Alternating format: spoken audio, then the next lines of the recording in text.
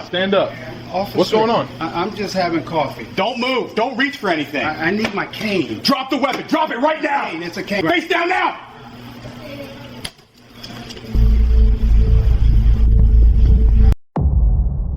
The coffee shop was quiet. Morning light filtered through the windows, the soft hum of conversation blending with the sound of cups clinking against saucers. It was the kind of calm routine people never expect to be interrupted. Marcus Thompson sat alone at a small table near the window, a warm cup of coffee in front of him. His posture was relaxed, his movements slow and deliberate. A cane rested beside his chair, angled carefully within reach. For Marcus, mornings like this were about stability, small rituals that helped him feel grounded after years of chaos overseas. The door opened. Boots crossed the floor with purpose. A voice cut through the room, sharp and sudden. "Stand up." Marcus looked up, startled. "Officer, what's going on?" he asked calmly. "I'm just having coffee." There was no explanation, no greeting, no clarification. "Don't move," the officer snapped. "Don't reach for anything." Confusion flashed across Marcus's face. He remained seated, hands visible, heart beginning to pound, not from fear, but from uncertainty. Encounters like this always carried weight he couldn't afford to ignore. "I need my cane," Marcus said carefully. "I can't stand without it." The officer's body stiffened.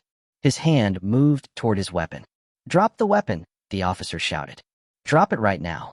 The entire room froze. Marcus's eyes widened. "It's a cane," he said, voice steady but urgent. "Please, get on the ground." People gasped. Chairs scraped the floor as customers instinctively moved back. The quiet comfort of the cafe evaporated in seconds, replaced by raw tension. Marcus tried to comply, but his body didn't move the way the officer expected. Years of injury had taught him caution. Sudden movements meant pain. Losing balance meant falling hard. "Face down.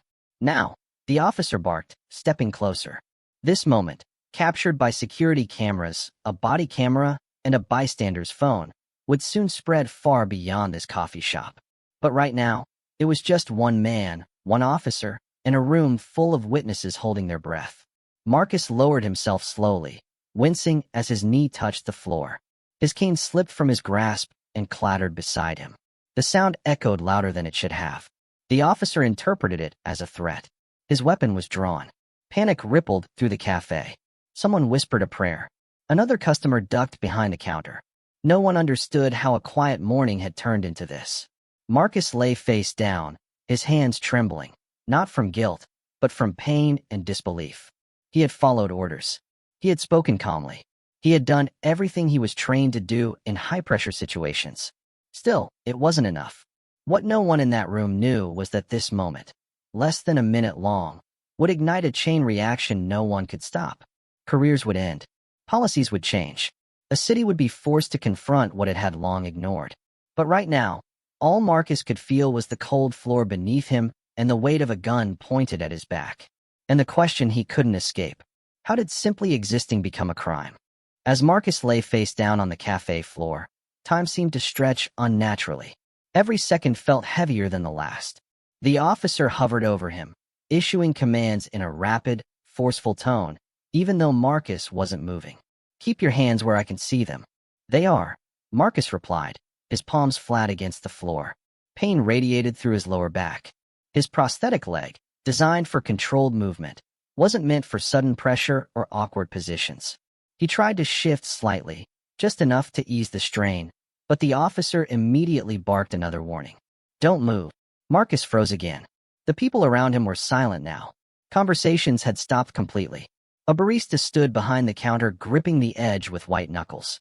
A woman near the window discreetly lifted her phone, pressing record, sensing that what she was witnessing wasn't right. This wasn't a dangerous standoff. This was a misunderstanding spiraling out of control. Only minutes earlier, Marcus's day had followed a familiar rhythm. He had left his apartment that morning at the same time he always did, moving carefully down the sidewalk with his cane. The walk helped his circulation. It helped his mind. Coffee mornings gave structure to days that could otherwise blur together. Inside the cafe, staff knew him by name. They knew where he liked to sit. They knew he took his coffee black and liked the window seat because it helped him feel less boxed in. Nothing about his presence was unusual. What changed everything happened outside. A call had come in, brief, vague, and charged with assumption. A report of a suspicious man sitting alone, possibly armed. No description beyond that. No mention of threatening behavior. Just a perception that something didn't feel right. That perception followed the officer through the cafe door. From the moment he entered, his eyes locked onto Marcus. Not because Marcus was acting strangely, but because he matched the image already forming in the officer's mind. Laptop. Cane. Sitting alone. Suspicion without evidence. Now, kneeling over Marcus, the officer radioed for backup, his voice tense and urgent, framing the situation as far more dangerous than it actually was. Subject is uncooperative, he said. Marcus clenched his jaw. I'm cooperating, he said quietly. I'm not resisting. But labels had already been assigned. Within moments, flashing lights reflected against the cafe windows. 2 more officers rushed inside, hands on their belts, scanning the room like they were entering a crime scene. They saw Marcus on the floor. They saw their colleague with his weapon drawn. And instead of asking questions, they followed his lead. The room felt smaller now, crowded with authority and fear. Marcus tried again to explain. He spoke slowly, clearly, choosing his words carefully. He identified himself. He mentioned his injuries. He said he could show identification if they allowed him to reach his wallet. The officers didn't respond. They stood over him, discussing him as if he wasn't there. One officer nudged the cane with their foot, examining it like evidence rather than an aid. Another scanned Marcus's belongings still sitting neatly on the table. Laptop open, coffee cooling, breakfast untouched. Nothing suggested a threat. Yet the tone never softened. Hands yanked his arms back. Cold metal cuffs closed around his wrists. The pressure sent a jolt of pain through his shoulders, forcing a sharp breath from his chest. A murmur spread through the cafe, quiet disbelief mixed with anger. Someone finally spoke up. He's here all the time, a voice said. He's not dangerous. The officers ignored it. Marcus was lifted to his feet roughly, struggling to find balance without his cane. He stumbled, catching himself before falling completely. No one offered support. As he was led toward the door, he glanced back at the table he'd been sitting at just minutes before. The coffee still steamed faintly. His normal morning was over, and something far bigger had just begun. As Marcus was escorted out of the cafe, the bell above the door rang softly, an almost mocking sound given the tension filling the air. Outside, morning traffic passed as usual. People walked by unaware that a life-altering moment was unfolding just a few steps away. The officer pushed Marcus toward a patrol car. Watch your step, Marcus said through clenched teeth, trying to steady himself without his cane. No one responded. A crowd had begun to gather. Phones were out now. Whispers floated through the air as Marcus was positioned beside the cruiser, his body angled awkwardly to avoid falling. The cuffs dug into his wrists as he tried to adjust his posture. This was no longer just a police encounter. It was evidence. Unbeknownst to the officers, everything was being captured, 3 different perspectives recording the same moment. The cafe's security system had filmed the initial confrontation. The officer's body camera recorded his commands, tone, and escalation. And across the room, a bystander's phone had captured something cameras often miss: the human reaction. The flinch when the weapon was drawn. The hesitation in Marcus's movements. The fear spreading through the room. That phone belonged to a nursing student sitting in the corner, someone trained to recognize distress. She didn't shout. She didn't interfere. She documented. Marcus was searched beside the car. His pockets were emptied methodically, items laid across the hood like proof of guilt. Wallet, keys, phone. Nothing dangerous. Nothing illegal. The officer's frustration became visible. Why are you here? He demanded. Marcus blinked. I come here all the time. I live nearby. The response didn't satisfy him.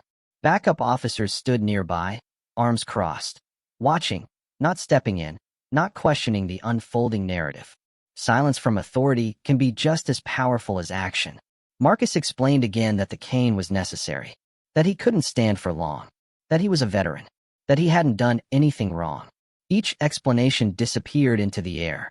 The officer made a decision then, not based on evidence, but on pride. He turned Marcus toward the car and announced the charges: disorderly conduct, failure to comply, resisting.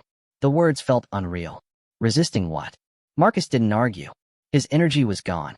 Pain throbbed through his back. Adrenaline drained from his body, leaving exhaustion in its place. As the cruiser door closed behind him, something shifted in the crowd. Anger replaced confusion. Someone shouted that this wasn't right. Another person told the officers they were being watched. They were. Inside the patrol car, Marcus stared through the glass at the cafe where he had once felt safe. The place where staff knew his name, where his routine helped him feel normal again. The car pulled away. At the station, paperwork moved faster than empathy. Marcus was processed, fingerprinted, photographed. The fluorescent lights overhead buzzed quietly, adding to the surreal atmosphere. Hours passed. When he was finally placed in a holding cell, the reality set in. He wasn't just detained. He was being punished. For sitting. For needing a cane. For existing in a space someone else had decided he didn't belong. Meanwhile, the videos began to circulate. The nursing student sent her recording to friends, unsure what to do but knowing it mattered. Cafe employees saved security footage. The body camera automatically uploaded its data. 3 separate recordings. 3 angles. 1 undeniable truth. By the time Marcus was released later that day, shaken and sore, the situation had already begun to escape the control of those who caused it. What started as a quiet cup of coffee was now a documented incident that would demand answers. And this time, the evidence would not stay silent. When Marcus was finally released, the sun was already dipping lower in the sky. His body ached in places that had nothing to do with old injuries. The emotional weight, however, was far heavier than the physical pain. He returned home quietly, unsure of what to tell anyone. Shame, confusion, and anger blended together, making it difficult to process what had happened. He replayed the incident in his mind over and over, wondering at what point things had gone wrong. Across town, the officer involved was doing the same, only from behind a desk. He began writing his report. According to the document, Marcus had been acting suspiciously. He had refused to follow lawful commands. He had reached toward what appeared to be a weapon. The officer claimed he feared for his safety. On paper, the encounter sounded justified, professional, necessary, but the words told a story that didn't match reality. The report made no mention of Marcus explaining his disability. It left out the calm tone in his voice. It ignored the absence of any threatening behavior. It framed the cane as a potential danger rather than a medical aid. The officer submitted the report, confident it would close the matter. For 3 days, the charges remained active. During that time, Marcus lived in a state of limbo. He avoided going outside. Every siren made his chest tighten. Sleep came in short bursts, interrupted by memories of the floor pressing into his cheek and the sound of a gun being drawn. Then the call came. The charges were dropped. No explanation. No apology. Just a quiet dismissal, as if the incident itself could be erased with paperwork. But it couldn't, because someone else had been paying attention. Across the street from the cafe that morning was a small law office, one specializing in civil rights cases. The attorney inside had seen the flashing lights. He had watched the arrest unfold, and he knew immediately that something was wrong. He took notes, badge numbers, timestamps, witnesses. While the city hoped the situation would disappear, the evidence was quietly being gathered. The videos told a different story than the report. They showed Marcus complying. They showed escalation without cause. They showed fear where there should have been professionalism. When the footage was reviewed side by side with the written account, the contradictions were impossible to ignore. The truth was no longer a matter of opinion. It was recorded. Marcus was hesitant when the attorney reached out. He had spent years trying to rebuild a peaceful life. The idea of legal action felt exhausting. Public attention felt dangerous. But this wasn't just about him anymore. The more footage was reviewed, the clearer it became that this wasn't an isolated mistake. It was a failure layered on top of another failure. Assumptions unchecked, authority unchallenged, accountability avoided. As legal teams began requesting official records, another disturbing detail emerged. The call that started everything. The report described it as a concerned citizen alerting police to potential danger. But the call log suggested something more troubling, a pattern. The same number had contacted police multiple times in the past. Each call reported a similar concern. Each involved a similar description. And each time, no crime was found. This wasn't fear. It was bias. And now, for the first time, that bias was being examined under a microscope. The city could no longer pretend nothing had happened. because the story was no longer theirs to control. As the investigation deepened, attention shifted away from the cafe and toward a single phone call, the spark that had ignited everything. At first glance, it seemed insignificant. Just another tip, another voice reporting a concern, another routine dispatch entry. But when investigators listened closely, patterns emerged. The caller had described a suspicious man sitting alone. No aggressive behavior, no threats, no crime, just a feeling that something was off. The description focused less on actions and more on presence. That alone raised questions. When phone records were pulled, the concerns grew heavier. The same number had contacted police repeatedly over the past year and a half. Each time, the reports followed a similar structure. Each time, the subject was a man of color. Each time, officers arrived only to find no wrongdoing. No arrests. No warnings. No follow-up. The calls had been treated as isolated incidents. No one had flagged them. No one had connected them. The system had accepted them at face value. Until now, investigators tracked down the caller. During the first interview, she denied making the call entirely. When confronted with records, her explanation shifted. She said she was only trying to protect her neighborhood. She claimed she felt unsafe when people didn't look like they belonged. When pressed to explain what behavior had alarmed her, she struggled to answer. Sitting alone, using a laptop, holding something in his hand. None of it was illegal. None of it was threatening. Yet those details had been enough to trigger a police response with weapons drawn. As interviews continued, more disturbing details surfaced. The caller had been keeping informal notes on people in the neighborhood. License plates, times, routes, patterns of movement. She believed she was being vigilant. In reality, she was surveilling. And law enforcement had unknowingly become an extension of that behavior. This revelation changed the case dramatically. It reframed the entire encounter. The officer hadn't just responded aggressively. He had acted on unverified assumptions without scrutiny. That failure mattered, because policy required officers to assess behavior, not bias. It required verification, not escalation. And in this case, none of that had happened. Meanwhile, Marcus was dealing with consequences that extended far beyond the dropped charges. He stopped going to the cafe. He avoided public spaces. The routine that once helped him heal had become a source of anxiety. The legal team documented everything.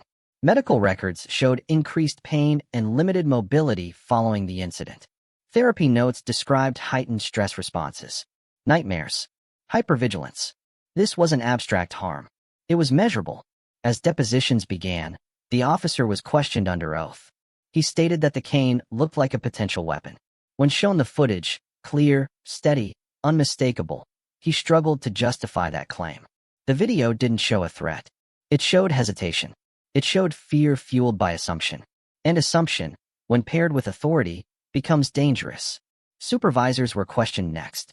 They were asked why previous complaints involving the same officer hadn't triggered intervention, why patterns hadn't been recognized, why training on disability awareness was minimal. There were no clear answers. Each response revealed gaps, oversights, a system more focused on closing cases than correcting behavior. As the truth became unavoidable, the city faced a choice: defend the indefensible or acknowledge failure. Because what began as a single call had now exposed something much larger. A system that allowed bias to travel unchecked, from a phone call, to a badge, to a man on the floor. And the cost of that failure was about to become very real. As depositions continued, the focus widened. This case was no longer just about what happened in a coffee shop. It was about how an entire system responded, or failed to respond, at every step. Attorneys examined training manuals, policy documents, internal memos. What they found was unsettling. There was no specialized guidance for interacting with people who used mobility aids.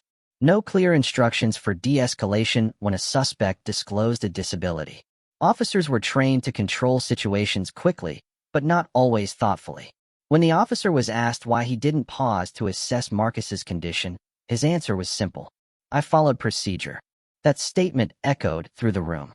Because the procedures themselves were now under scrutiny, supervisors were questioned next. They confirmed that complaints against the officer in previous years had been logged, reviewed briefly, and dismissed. Each was treated as a standalone issue. No pattern analysis. No corrective training. No monitoring. The system had protected itself. Internal Affairs testified that limited resources prevented deeper investigations. Union agreements made discipline difficult. Performance metrics prioritized response times over resolution quality. Each explanation sounded reasonable in isolation. Together, they painted a picture of institutional neglect. Medical experts took the stand. They explained how forcing someone with Marcus's injuries to remain face down caused unnecessary pain and risk. His prosthetic limb was never designed for sudden restraint. His back condition was aggravated by stress and improper positioning. Psychologists followed. They described the emotional impact of being treated as a threat in a place once considered safe. They explained how trauma doesn't always come from violence, but from fear, humiliation, and helplessness. Marcus listened quietly as others spoke about his experience. When it was his turn, he didn't dramatize anything. He described facts, sensations, moments, the cold floor, the raised voice. The moment he realized he wasn't being heard, the courtroom was silent. Across the city, public attention intensified.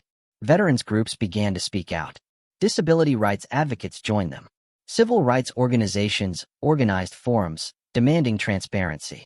The narrative shifted. This was no longer a question of what if. It was a question of how often. Media outlets obtained the videos. Analysts played them frame by frame. Experts pointed out every missed opportunity to de-escalate. The city's legal team attempted to defend the actions as reasonable under uncertainty. But uncertainty didn't justify escalation, and fear didn't excuse negligence. Behind closed doors, settlement discussions began. The city knew a trial would expose more than they could control. The videos were too clear. The contradictions too obvious. The risk too high. But Marcus's legal team wasn't interested in a quiet resolution. They wanted accountability. They demanded policy reform. Mandatory training. Oversight with real authority. Consequences that went beyond a check. Because without change, compensation meant nothing. Negotiations stretched on. Numbers were proposed, rejected, revised. But the real tension wasn't financial. It was philosophical. Was this an unfortunate mistake? Or was it proof of a system that needed correction? The answer would determine more than the outcome of one case. It would define what the city was willing to confront about itself. And for the first time, silence was no longer an option. As negotiations intensified, the city faced mounting pressure from every direction. Public opinion had shifted decisively. What began as a local incident was now a symbol of a broader issue that many could no longer ignore. City officials met behind closed doors, reviewing risk assessments and legal forecasts. The message from advisors was blunt. This case could not be won in front of a jury. The evidence was overwhelming. The videos contradicted the official report. The medical testimony established harm. The caller's history exposed bias. And the officer's record revealed a pattern that should have been addressed long before Marcus ever sat down for coffee. Still, accepting responsibility carried its own consequences. A settlement would set a precedent. It would invite scrutiny of past cases. It would force the city to admit failure, not just of one officer, but of supervision, training, and oversight. That admission carried weight. Marcus's legal team presented their demands clearly. Compensation for physical and psychological harm. Formal acknowledgement of wrongdoing. Mandatory changes in police training and procedures. And meaningful discipline for those involved. The city pushed back. They argued the officer had acted under pressure. That decisions had to be made quickly. That reforms were already under consideration. The response was firm. Under consideration was not accountability. As talks stalled, more details surfaced in the media. Former officers anonymously confirmed that complaints were often dismissed to avoid paperwork. Community members shared similar stories, encounters that ended without charges but left lasting fear. The pressure became impossible to manage. Eventually, the city shifted its approach. They agreed to a historic settlement, one that went beyond money. Marcus would receive compensation reflecting not just his suffering, but the broader impact of what had happened. The figure would be the largest of its kind in the city's history. But the agreement didn't stop there. The officer involved would be terminated. His ability to work in law enforcement would be permanently revoked. His actions would not be quietly absorbed into the system. New training programs would be implemented, focused on disability awareness, de-escalation, and implicit bias. Body cameras would become mandatory, with strict penalties for noncompliance. A civilian oversight board would be created with real authority, not symbolic, not advisory, but empowered to investigate, subpoena, and recommend discipline. These terms changed everything. They signaled that accountability was no longer optional. When the settlement was announced, reactions were mixed. Some praised the outcome as long overdue. Others complained about cost. But the majority recognized the moment for what it was, a turning point. Marcus spoke briefly at the press conference. He didn't celebrate. He didn't condemn. He simply said he wanted no one else to experience what he had. That statement carried more weight than any figure attached to the settlement. Because justice, in this case, wasn't about punishment alone. It was about change. And change had finally been forced into the open. The settlement sent shockwaves through the city. Departments that had operated quietly for years were suddenly under scrutiny. Training schedules were rewritten. Policies were reviewed line by line. What had once been theoretical discussions about reform became immediate obligations. Officers attended mandatory sessions on disability awareness, many for the first time in their careers. They learned how mobility aids could be misinterpreted, how pain can limit movement, how compliance doesn't always look the same for everyone. De-escalation was reframed as a skill, not a weakness. Supervisors were required to track complaint patterns, not just individual incidents. Reports could no longer be dismissed in isolation. Context mattered now. The Civilian Oversight Board began its work quickly. Members came from diverse backgrounds: veterans, medical professionals, civil rights advocates. Their meetings were public, their findings documented, their authority real. Transparency replaced silence. The cafe where the incident occurred became an unexpected focal point. Community members gathered there, not in anger, but in reflection. Conversations that once felt uncomfortable were finally happening openly. The owner collaborated with local artists to create a mural honoring veterans and emphasizing dignity. It wasn't about the incident itself, but about reclaiming the space from fear. Marcus watched these changes cautiously. Healing was not immediate. For months, he avoided crowded spaces. Loud voices still made his heart race. He continued therapy, learning how trauma can linger even when justice is served. But slowly, routines returned. He visited new cafes. Short walks became longer ones. He reintroduced structure into his days, carefully, deliberately. He also chose to act. Using part of the settlement, Marcus helped establish a legal support initiative for veterans facing discrimination or civil rights violations. The goal wasn't profit. It was access, guidance, protection for those who felt powerless. Cases began to come in. Different cities, different circumstances. Same pattern. Each case reinforced what Marcus had already learned. His experience was not rare. It was simply documented. Media attention faded eventually, but the reforms remained. Other departments reached out for guidance. Training materials developed from the case were adopted elsewhere. Change spread quietly. Not perfectly, not completely, but undeniably. The incident that once threatened to define Marcus's life became something else entirely, a catalyst. Not because of outrage, but because of evidence, persistence, and refusal to be silenced. Time passed, as it always does. The headlines faded. The cameras moved on. New stories replaced old ones. But the impact of that morning never fully disappeared.